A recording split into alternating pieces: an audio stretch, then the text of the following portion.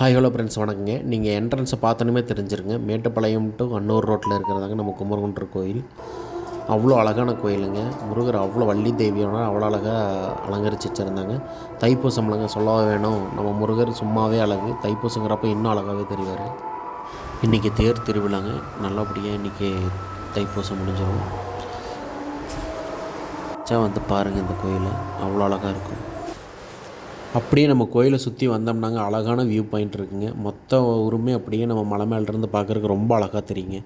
நீங்கள் கோயில் அப்படியே ஒரு சுற்றி வந்தீங்கன்னா லெஃப்ட் சைட்லேயே வந்துட்டு ஒரு சின்ன ஒரு படிக்கட்டை, ஒரு 10-20 படிக்கட்டு நடந்து போகிற மாதிரி இருக்குங்க. கீழே அங்கே வந்துட்டு சிவனும் விநாயகரும் ஒட்டுக்க இருக்கிற ஒரு சிலை இருக்குங்க.